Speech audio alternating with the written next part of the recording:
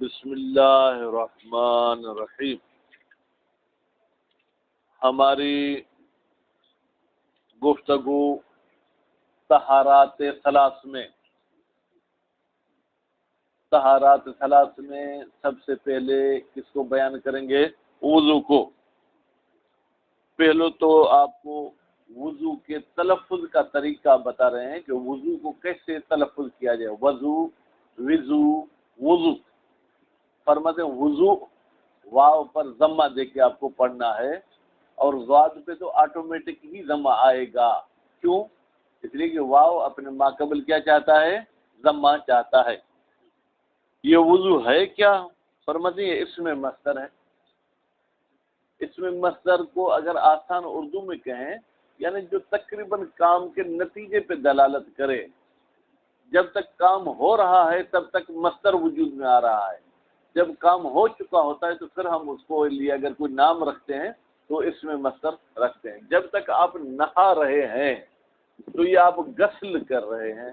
جب نہا چکے تو یہ کیا ہو گیا؟ غسل. یا تو پورے نام کو غسل کہتے ہیں. وہ الگ بات ہے کہ ہم اردو سندھی میں کہتے ہیں میں غسل کرنے جا رہا ہوں، ٹھیک ہے، کیونکہ وہ نام ہو گیا اس کام پورے کا. لیکن جب تک وہ کام جاری ہے، کمپلیٹ نہیں ہوا، تب تک آپ اس کو غسل نہیں کہیں گے. اس طریقے سے جب آپ وضو کرنے کے لیے کھڑے ہیں، آپ نے ہاتھ دھوئے، ٹھیک ہے، اگر آپ یہ کہیں کہ میں وضو کر رہا ہوں پھر تو ٹھیک ہے، لیکن حقیقت میں اس عمل کا نام توضؤ ہے. کیا ہے؟ توضؤ. توضؤ مصدر ہوگا کس باب کا؟ باب تفعل کا.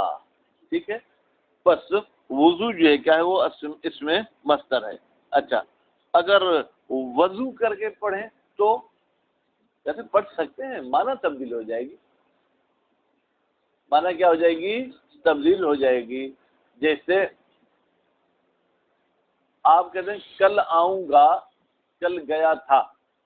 اب کل تو وہی کل ہے نا، لیکن آگے پیچھے والی جملے کی وجہ سے ایک کل کا تعلق ماضی سے ہو گیا، ایک کل کا تعلق کس سے ہو گیا؟ مستقبل سے ہو گیا. تو فرماتے ہیں وضو اگر آپ کر کے پڑھیں گے تو وضو کی معنی ہے وہ پانی جس کے ساتھ وضو کیا جاتا ہے. بات واضح ہوگی. کسی کو بیوقوف نہیں بنانا چاہیے کیونکہ ہر شیر کے اوپر سوا شیر ہوتا ہے، لیکن اگر کوئی علمی غرور کرتا ہے تو اس کا غرور توڑنا چاہیے. مثلا قبلہ آپ وضو کرتے ہیں، اگر وہ کہے ہاں تو معلوم ہوا کہ وہ پھر قبلہ نہیں ہے. یا تو اسے نسیان کی بیماری ہے، ٹھیک ہے، یا پھر جاہل ہے. نسیان میں بھی تو ایسے ہو سکتا ہے. تو وضو کر رہے ہیں، وضو کرنے کا مطلب کیا؟ آپ پانی کر رہے ہیں تو کیا پانی کریں گے؟ یہ تو کوئی جملہ ہی نہیں بنتا نا، یہ ناقص جملہ بنے گا. البتہ اس کو آپ یہ کہہ سکتے قبلہ میں آپ کے لیے وضو لے آؤں، یہ کہہ سکتے. یعنی وہ چیز، وہ پانی جس کے ساتھ آپ وضو کریں وہ لے آؤں تو وہ ہم لا سکتے ہیں. بات واضح ہوگی. بس وضو اس میں مصدر ہے، اور اس عمل کا مصدر جو ہے کیا ہے؟ توضؤ ہے. اور اگر واو پر فتحہ دے کے پڑھیں گے تو پھر وضو یعنی وہ پانی جس کے ساتھ وضو کیا جائے. کتاب نہیں کھولیں ابھی. اچھا، فرماتے ہیں یہ اصل کس مادے سے آپ نے لیا ہے؟ کہتے ہیں وضاعت. جیسے شرافت مصدر ہے، وضاعت بھی مصدر ہے. اچھا، وضاعت کی معنی کیا ہے؟ صفائی ستھرائی، گندگی سے دور ہونا. ٹھیک ہے، تو گویا کہ ہم اس میں ظاہری تو ہماری صفائی ہو نہ ہو، لیکن باطنی جو حدث ہم پر تھا، حدث بھی تو ایک قسم کی جو ہے کیا ہے؟ گندگی ہے، وہ دور ہو جاتا ہے. فرماتے ہیں کہ کون سی چیزیں ہیں جو موجب وضو بنتی ہیں؟ فرماتے ہیں موجب کا لفظ کہنا اور اس کے بعد جن اشیاء کا ذکر ہوا ہے ان کا کہنا، اس میں ذرا ہمیں پریشانی ہوتی ہے. حقیقت میں اسباب وضو ان کو کہنا چاہیے تھا کہ کون سی چیزیں ہیں جو وضو کا سبب بنتی ہیں، لیکن انہوں نے کہا موجب یعنی وہ چیزیں جو وضو کو واجب کرتی. کا پیشاب، پاخانہ، نیند، یہ وضو کو واجب تو نہیں کرتی ہیں.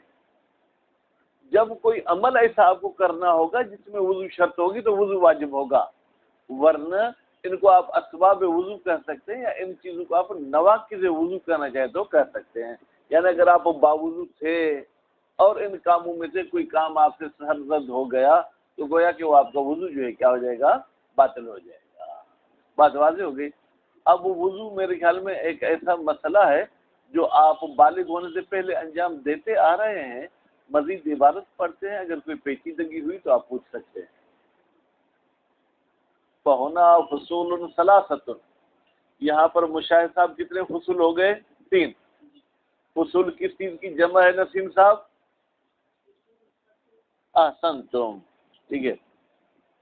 ثلاثۃ میں تا کے ساتھ کیوں لے آیا جناب عاشق صاحب؟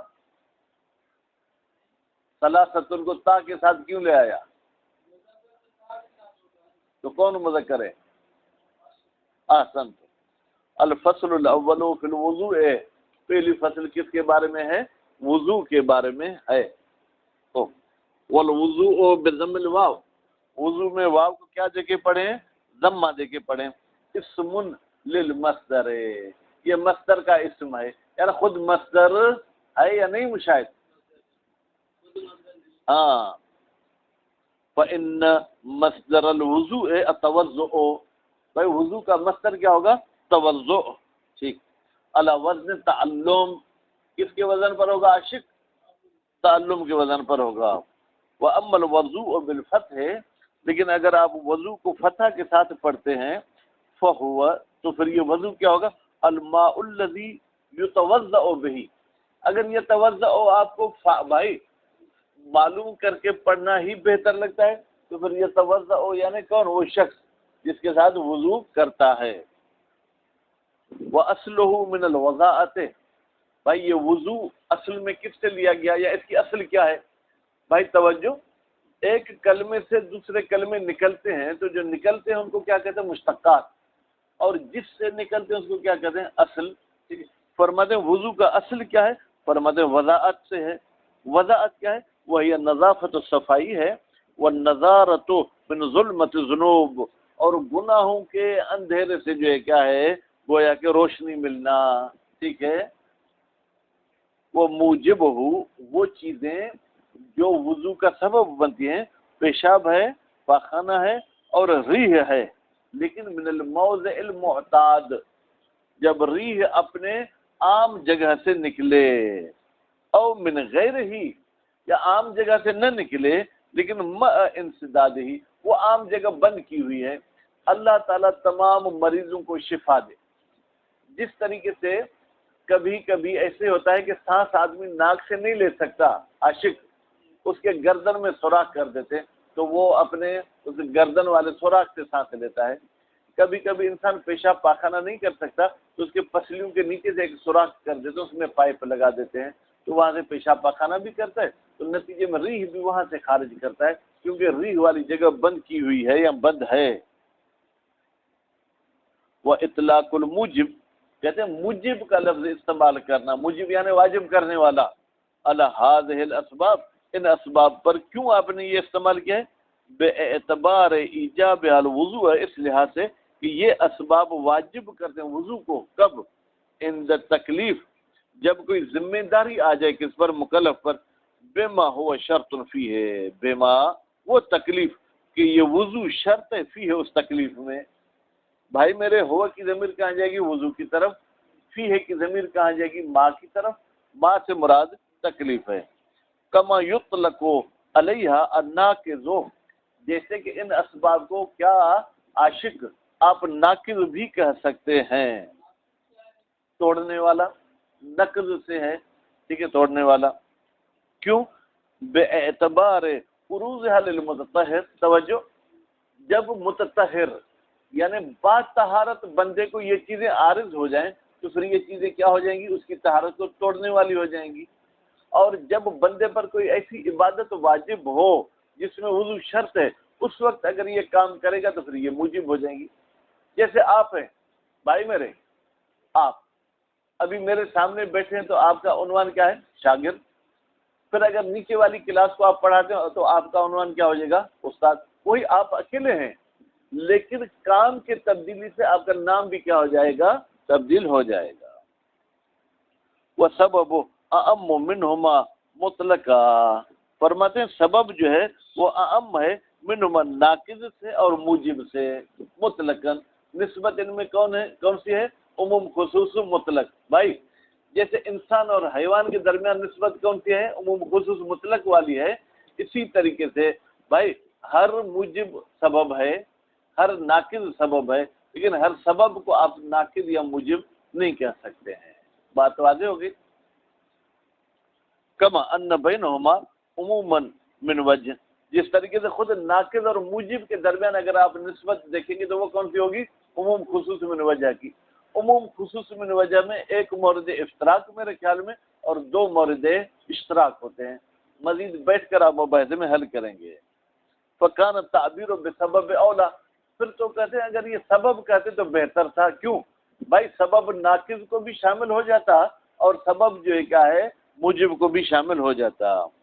والنوم الغالب، بھائی دیکھیں میں ذرا ایک مورد اشتراک آپ کو بتا دوں. آپ صبح کو کلاس کے لیے وضو کر کے آئے، کب؟ صبح کو درس کے لیے وضو کر کے آئے، ظہر کی اذان ہوئی، آپ کا وضو باقی تھا، آپ نے سوچا پھر بھی واش روم سے ہو کے آؤں، پھر وضو کر کے میں نماز پڑھتا ہوں. اب یہ جو آپ گئے ہیں واش روم پیشاب کرنے کے لیے، یہ آپ کا پیشاب موجب بھی ہے کیونکہ نماز کا ٹائم ہو چکا ہے، یہ آپ پر کہتا ہے کہ وضو واجب ہے، اور ناقض بھی ہے کیونکہ آپ باطہارت تھے. لیکن توجہ، اگر ابھی آپ باوضو تھے اور نماز کا ٹائم نہیں ہے، کوئی ایسا کام نہیں کرنا چاہتے جس سے آپ پر وضو واجب ہو، ابھی باوضو ہیں لیٹرن جائیں گے تو یہ ناقض ہوگا لیکن موجب نہیں ہوگا. اگر نماز کا ٹائم تھا اور آپ باوضو نہ بھی ہوں جائیں گے لیٹرن تو وہ موجب ہوگا، لیکن کیونکہ آپ باوضو نہیں تھے وہ ناقض نہیں ہے. وَالنَّوْمُ الْغَالِبُ، یہ نوم بھی کس پہ ہو رہا ہے؟ بولو والغائط وَالنَّوْمُ الْغَالِبُ. اور اسی طریقے سے بھائی وہ نیند جو غالب آ جائے، غالب آ جائے یعنی کیا مطلب؟ فرماتے ہیں غلبتاً مستہلکتاً، ایک ایسا غلبہ جو گویا کہ ہلاک کر دیتا ہے. السمع والبصر، یعنی وہ نیند آپ کے کان پر بھی غالب آ گئی، آپ کے کانوں پر بھی غالب آ گئی. بھائی میرے آپ سو رہے ہیں، میں آپ کے سائڈ میں آ کے یار مشاہد کی کتاب اٹھا لیں، سنتا نہیں ہے، دیکھتا بھی نہیں ہے. اگر اس قسم کی نیند آ جائے تو یہ نیند بھی جو کیا ہے باعث وضو بنتی ہے. بل علی مطلق الاحساس، بل کر کے ترقی کرتا ہے کہ بھائی حواس کتنے ہیں جناب نسیم صاحب؟ حواس کتنے ہیں؟ 5 ہیں. کہتے ہیں صرف سمع و بصر کی بات نہیں کرو، حواس پنجگانہ، یعنی جب نیند ہوتی ہے عام طور پر آپ اس نیند والے کے ہاتھ پہ ہاتھ بھی رکھیں تو اسے محسوس نہیں ہوتا، ٹھیک ہے. اگر اس کے ناک پہ آپ پھول بھی رکھیں تو عاشق اسے محسوس ہوتا ہے؟ نہیں ہوتا. اگر اس کے منہ میں آپ مرچ بھی ڈال دیں تو یکدم وہ نہیں سمجھتا، کچھ دیر کے بعد وہ جب نیند خراب ہوگی تو سمجھے گا. وَلَكِنَّ الْغَلَبَةَ عَلَى السَّمْعِ، لیکن اگر صرف آپ کے کانوں پر نیند نے غلبہ کر دیا ہے تقتضی الغلبۃ علی سائرہا، تو یہ بھائی آپ کے کان پہ غلبہ ہونا یہ تقاضا کرتا ہے کہ دوسرے حواس پر بھی جو ہے کیا غلبہ ہو گیا ہے. فلذا خصہ، اسی لیے مصنف نے سمع کو جو ہے کیا مخصوص کیا ہے. اما البصر، باقی جو آنکھیں ہیں بھائی وہ تو بہت سے لوگ جاگتے ہیں پھر بھی ان کی آنکھیں بند ہوتی ہیں، ایسا ہے کہ نہیں؟ مثلا ابھی بھی عاشق کے سامنے آپ گزر جائیں تو آپ کو نہیں دیکھے گا. تو آنکھوں پر جو ہے غلبہ آنا یہ نیند کی دلیل نہیں ہے. فَهُوَ أَضْعَفُ مِنْ كَثِيرٍ مِنَ الْحَوَاسِ، منہا کی ضمیر کہاں جائے گی؟ حواس کی طرح. فَلَا وَجْهَ لِتَخْصِيصِ الْبَصَرِ، بس کوئی سبب کوئی دلیل نہیں ہے کہ آپ بصر کو ذکر کرتے نیند میں. وَمُزِيلُ الْعَقْلِ، اور اسی طریقے سے وہ چیزیں جو آپ کے عقل کو ضائع کر دیں ان کی وجہ سے بھی وضو چلا جاتا ہے. من جنون، پاگل پن ہو گیا، ٹھیک ہے. میرے خیال میں اب یہ سکر ہے، مثلا جو ہے کیا ہے مست ہو گیا بندہ، اغما یا بے ہوش ہو گیا، مست وہی نشے میں ہوتا ہے نا، اغما یا بے ہوش ہو گیا. والاستحاضہ، اور اسی طریقے سے اگر استحاضہ بھی ہو جائے تو اس میں بھی وضو باطل ہو جاتا ہے. السلام علیکم. وعلیکم السلام. جی ابا اللہ خیر کر. ٹھیک ٹھیک. علی وجہ یاتی تفصیل ہو، استحاضہ کی انشاءاللہ تفصیل آپ کو ہم آگے بتا دیں گے۔ وہ واجب ہو، بھائی میرے یہاں تک تو آپ نے اسباب وضو پڑھے، اب واجبات وضو، وضو میں کون سی چیزیں واجب ہیں؟ اے واجب الوضو النیت، سب سے پہلے مشاہد صاحب کیا ہونی چاہیے؟ نیت ہونی چاہیے، وہی القصد الی فعلہ، وہ یہ ہے کہ آپ نیت کریں جو ہے کیا ہے، فعل وضو کی طرف۔ مقارنتاً لغسل الوجہ، اللہ مہربانی، یہ نیت آپ کب کریں گے؟ جب آپ جو ہے کیا ہے جناب چہرہ دھو رہے ہیں۔ المعتبر شرعن، المعتبر صفت ہے کس کی؟ غسل وجہ کی۔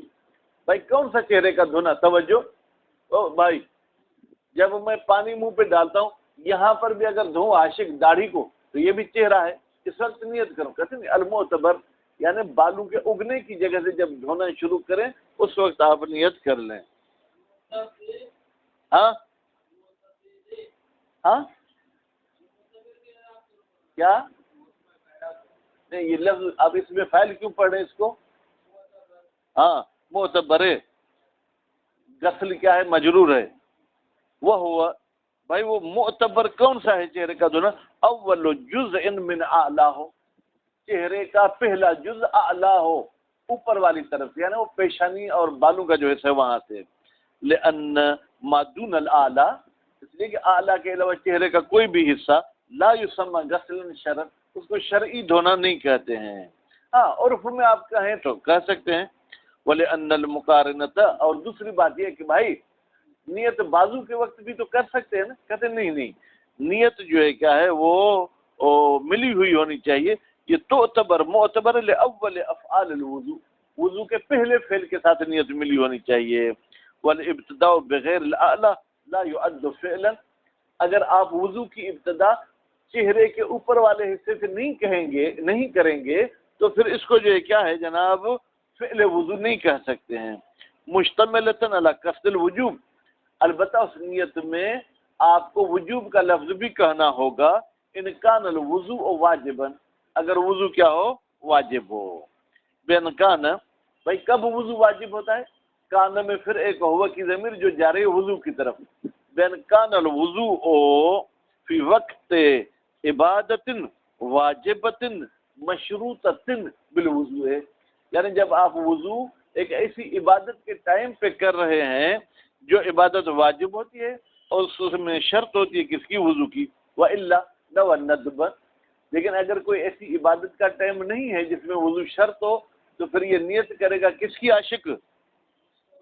ہاں وَلَمْ يَذْكُرْهُ، مصنف صاحب نے ندب کو ذکر نہیں کیا، لِأَنَّهُ خَارِجٌ عَنِ الْفَرْضِ، اس لیے کہ ندب ہمارے بحث سے جو ہے کیا خارج ہے۔ ٹھیک، پھر آگے لمبی چوڑی بحث ہے انشاءاللہ پردہ۔ صلی اللہ علیہ محمد وآلہ وسلم۔